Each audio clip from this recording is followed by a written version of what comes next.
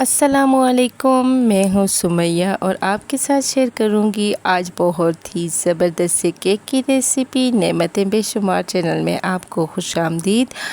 कभी कभी ज़िंदगी में कुछ लम्हे इतने ख़ास होते हैं कि उनके साथ बांटा हुआ एक सादा सा केक भी याद बन जाता है। आज मैं जो केक आपके साथ शेयर कर रही हूँ ये मैंने अपने भाई के घर अपने भतीजों की फरमाइश पे बनाया, जो कि माशाल्लाह बहुत ही ज़बरदस्त बना और उन्हें बहुत पसंद आया। वीडियो एंड तक देखिएगा। तो चलिए स्टार्ट करते हैं। यहाँ पे मैंने ले लिया जूसर जग और उसमें मैंने डाले 4 अदद अंडे। तो सारी चीज़ें मैं एक ही जूसर जग में डाल के बनाऊंगी, तैयार करूंगी। 4 अदद अंडे डाल के इसमें मैंने डालना था फिर वनीला एसेंस। तो यहाँ पे वनीला एसेंस मैंने कुछ कतरे डाले, चंद कतरे ड्रॉप डाले। मेरे पास कम था यहाँ पे, तो मैंने इसमें फिर बाद में डालना था लेमन एसेंस। 2 कप भर के आम जो चाय वाले होते हैं वो मैंने चीनी के लिए। इसके बाद मैंने इसमें थोड़ा सा हाफ़ कप के बराबर दूध डाला। फुल फैट दूध था, तो यहाँ पे मैंने हाफ़ कप डाला। इसके बाद मैंने इसे अच्छी तरह से ब्लेंड किया।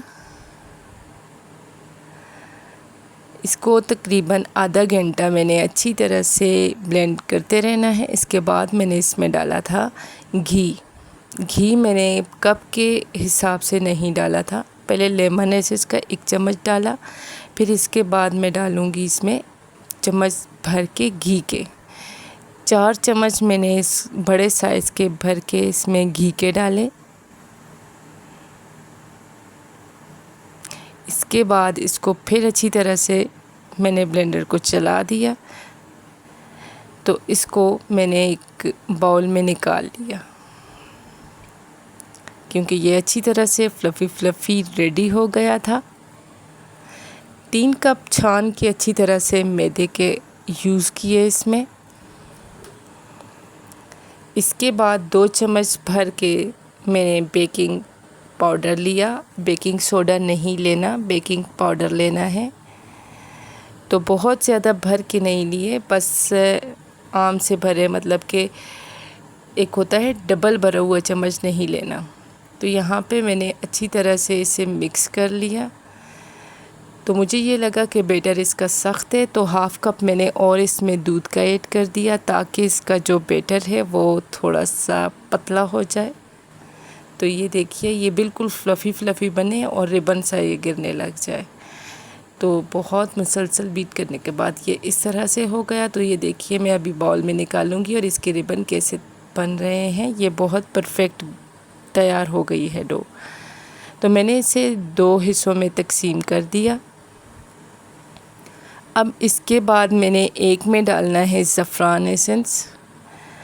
2 से 3 ड्रॉप डाले और उसमें रेड कलर ऐड कर दिया। और जो दूसरा था उसमें मैंने कोको पाउडर ऐड करना है 2 से 3 चम्मच भर के। जैसा कि आपको ज़्यादा चॉकलेट पसंद है तो आप ज़्यादा कोको पाउडर डालिए, और अगर आपको कम पसंद है तो आप कम डालिएगा। तो यहाँ पे मैं डालूँगी 2 से 3 चम्मच। तो मुसलसल देखिए, इसका कलर बहुत अच्छी तरह रेड हो गया था।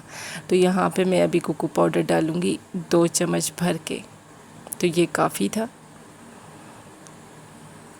अभी इसे भी मैं अच्छी तरह से मिक्स कर लूँगी, और जो दूसरा बैटर पड़ा हुआ है बड़े बाउल में वो उसी तरह रहने दूँगी।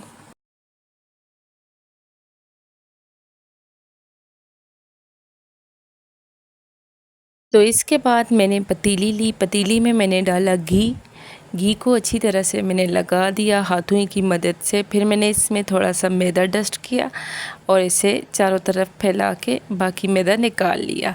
तो ये अच्छी तरह से रेडी हो गया। बेक हो सकता है इसमें केक, तो इसलिए अभी मैं कैसे डालूँगी, तो देखिए इस तरह से आपने डालना है।